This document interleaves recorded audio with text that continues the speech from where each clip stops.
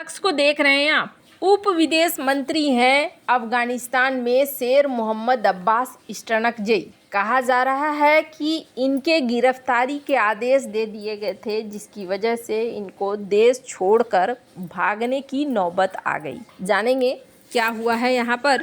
तो वहीं दूसरी तरफ बात करें भारत की, क्या भारत भी ग्लोबल टैक्स सिस्टम को छोड़ेगा? जानेंगे जियोपॉलिटिक्स में क्या कुछ चल रहा है। हमेशा की तरह जानने को मिलेगा बहुत कुछ। आइए जानते हैं इन खबरों को विस्तार से। अफगानिस्तान की तालिबान सरकार में मंत्री और सीनियर तालिबानी नेता महिलाओं को लेकर अपने बयान के चलते देश छोड़कर भागना पड़ा है। उप विदेश मंत्री शेर मोहम्मद अब्बास इस्टनकजई के बयान ने तालिबान के चीफ हिबतुल्लाह अखुंजदा को नाराज कर दिया। अखुंजदा ने तो बयान के बाद गिरफ्तारी के आदेश भी दे दिए थे, लेकिन इस पर अमल होने के पहले वह देश छोड़कर दुबई भाग निकले। भारत की सैन्य अकादमी में ट्रेनिंग हासिल करने वाले शेर मोहम्मद अब्बास इस्टनकजई इस समय संयुक्त अरब अमीरात के दुबई में हैं। ब्रिटिश अखबार द गार्जियन की रिपोर्ट के अनुसार इसी 20 जनवरी को अफगान पाकिस्तान सीमा पर स्थित खोस्त प्रांत में एक ग्रेजुएशन सेरेमनी में बोलते हुए तालिबान के उप विदेश मंत्री इस्टनकजई ने माध्यमिक और उच्च शिक्षा में लड़कियों के प्रवेश पर सरकार के प्रतिबंध की आलोचना की थी। इस्टनकजई ने कहा था कि इसके लिए कोई बहाना नहीं है, न अभी है न भविष्य में। हम 2 करोड़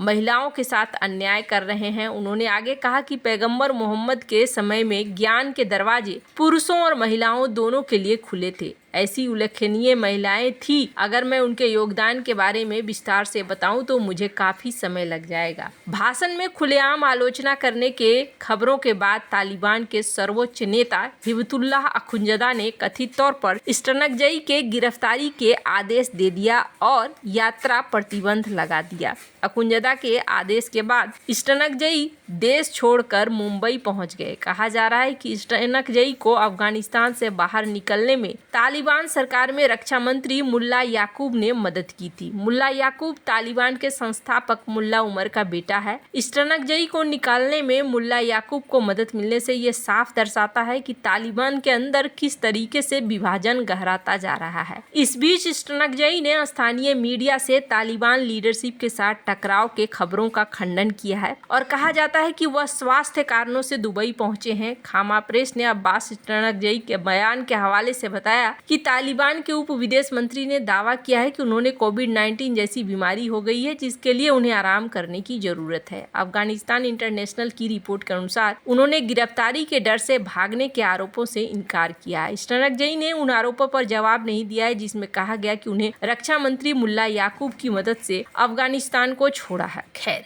जहां एक तरफ ये सब कुछ चल रहा है, वहीं देखने को मिल रहा है कि अमेरिका की तरफ से अब धीरे धीरे भेजा जा रहा है जो प्रवासी हैं, अप्रवासी हैं, अवैध अप्रवासी, उन्हें निकाला जा रहा है। अब इसी क्रम में भारत का भी नंबर आ गया है। भारत के लिए भी भेजा जा रहा है C-17 अमेरिकी सेना का गजराज, जो भारतीयों को लेकर आ रहा है और इस वक्त बड़ा ज्यादा चर्चा में है। राष्ट्रपति डोनाल्ड ट्रंप के अवैध प्रवासियों के मास डिपोर्टेशन अभियान के तहत अमेरिका ने भारतीयों को वापस भेजना शुरू कर दिया है। भारतीयों को लेकर अपनी पहली फ्लाइट अमेरिका से रवाना हो गई है। रिपोर्ट के अनुसार भारत के लिए आ रही पहली डिपोर्टेशन फ्लाइट में 205 भारतीय नागरिक सवार हैं। इन सभी को भेजे जाने से पहले पूरी तरह सत्यापन किया गया है। भारतीय नागरिकों को अमेरिकी सेना के बोइंग C-17 ग्लोब मास्टर विमान से भेजा जा रहा है। C-17 ग्लोब मास्टर 3 अमेरिकी सेना की एयरलिफ्ट फोर्स में शामिल होने वाला सबसे नया और सबसे लचीला कार्गो विमान है। C-17 मुख्य संचालन ठिकानों या फिर सीधे तैनाती क्षेत्र में अग्रिम ठिकानों पर सैनिकों और सभी प्रकार के कार्गो की रणनीतिक डिलीवरी करने में सक्षम है। इसका इस्तेमाल सामरिक एयरलिफ्ट और एयर ड्रॉप मिशन में भी किया जा सकता है। C-17 आधुनिक समय की मांग वाले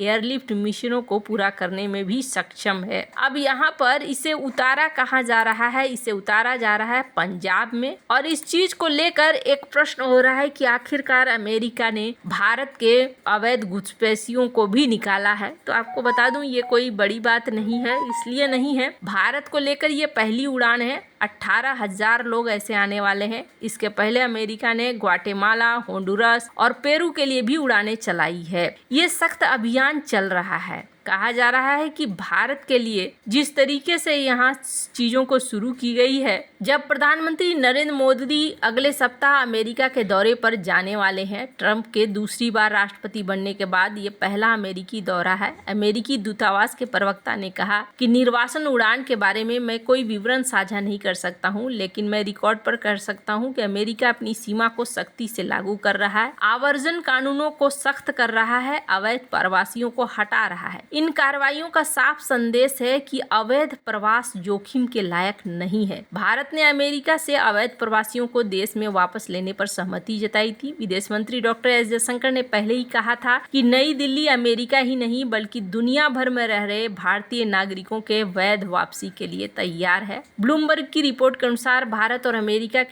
ने करीब 18,000 प्रवासियों की पहचान की है जो अमेरिका में अवैध रूप से घुसे थे और अब यहाँ पर चीजों को निकाला जा रहा है। ये भी कहा गया था कि डोनाल्ड ट्रंप ने इस बात को कहा भी था, पीएम मोदी से बातचीत हुई है और वो वही करेंगे जो सही होगा। जहाँ एक तरफ ये सब कुछ हो रहा है, वहीं दूसरी तरफ भारत अब ग्लोबल टैक्स सिस्टम से निकल रहा है। क्या वैश्विक कर समझौता एक ऐसा अंतर्राष्ट्रीय समझौता है जिसमें 140 देशों ने हिस्सा लिया था। इसका उद्देश्य बहुराष्ट्रीय कंपनियों को अपने टैक्स से बचने से रोकना है। इस समझौते के तहत एक न्यूनतम वैश्विक कॉर्पोरेट टैक्स निर्धारित की गई थी जो 15%। ये समझौता डिजिटल सेवा करों को खत्म करने और बड़ी कंपनियों के लाभ का एक हिस्सा उन देशों में साझा करने के लिए बनाया गया था जहां वे कारोबार करते हैं लेकिन लाभ कम नहीं करते। 2025 में अमेरिकी राष्ट्रपति डोनाल्ड ट्रंप ने इस वैश्विक कर समझौते से बाहर निकलने का ऐलान किया है। उन्होंने कहा है कि यह समझौता अमेरिका में कोई बल या प्रभाव नहीं रखता है। यह कदम अमेरिकी कंपनियों के हितों की रक्षा के लिए उठाया गया था जो वैश्विक स्तर पर टैक्स से बचने के लिए विभिन्न देशों में अपने लाभ को स्थानांतरित करते हैं। यह घटना इस समझौते की सफलता और व्यवहार्यता पर सवाल उठाती है। भारत जो इस समझौते का एक महत्वपूर्ण हिस्सा था, अब इस बात पर विचार कर रहा है कि क्या समझौते को अमेरिका के बिना काम करना संभव है। अमेरिका के निकलने के बाद भारत के वित्त मंत्रालय के एक वरिष्ठ नौकरशाह ने कहा कि अगर आप कहते हैं कि अमेरिका के रूप में देश जाता है तो मुझे लगता है कि हमें पूरे ढांचे के काम करने की क्षमता पर मूल्यांकन करना होगा। भारत ने समझौते में विवाद समाधान के प्रक्रिया पर भी अपनी चिंता व्यक्त की। ये महत्वपूर्ण है कि किसी भी विवाद को निष्पक्ष और प्रभावी तरीके से हल किया जाए। भारत ने टैक्स के उपचार, विशेष रूप से विथहोल्डिंग टैक्स के ये मामलों में भी चिंता जाहिर करी। अगर पुराने समय की बात करें तो ब्रेटन वुड्स समझौता 1944 में किया गया था। ये एक ऐतिहासिक उदाहरण है जब देशों ने एक साथ आकर एक वैश्विक वित्तीय ढांचा बनाया जिसमें अंतर्राष्ट्रीय मुद्रा कोष और विश्व बैंक की स्थापना हुई। हालांकि अब अमेरिका ने 1971 में सोने के मानक को छोड़ दिया और ये समझौता टूट गया जिसमें विनिमय दरों का लचीलापन बनाने का युग शुरू हुआ। यह दिखाता है कि कैसे एक प्रमुख देश का बाहर निकलना पूरे सिस्टम को बदल सकता है। क्योटो प्रोटोकॉल 1997 इस समझौते ने जलवायु परिवर्तन के खिलाफ लड़ाई में वैश्विक सहयोग की मांग की। अमेरिका ने अपने औद्योगिक रुचियों की रक्षा के लिए इसे नहीं अपनाया, जिससे कई देशों को अपनी नीतियां अलग अलग बनानी पड़ी। ये उदाहरण दिखाता है कि कैसे एक बड़े राष्ट्र की वापसी एक अंतर्राष्ट्रीय समझौते को कमजोर कर सकती है। परमाणु हथियारों के परीक्षण पर आंशिक प्रतिबंध संधि। यहाँ परमाणु परीक्षण पर लगाया गया था प्रतिबंध, लेकिन जब फ्रांस और चीन ने इसे नहीं स्वीकारा तो ये संधि अप्रभावी हो गई। ने इस समझौते को लागू करने से पहले मुद्दों को सुलझाने की मांग की है, ये देखते हुए कि भारत में कई अंतर्राष्ट्रीय कंपनियां अपना व्यवसाय करती हैं और ये बहुत ज्यादा महत्वपूर्ण है। अमेरिका का इस समझौते से बाहर होना एक बड़ी चुनौती है। वैसे आपको क्या लगता है, इन सब मामले में आपकी क्या राय है, कमेंट कर जरूर बताएं। जल्द मिलते हैं अगले वीडियो में नई खबर के साथ।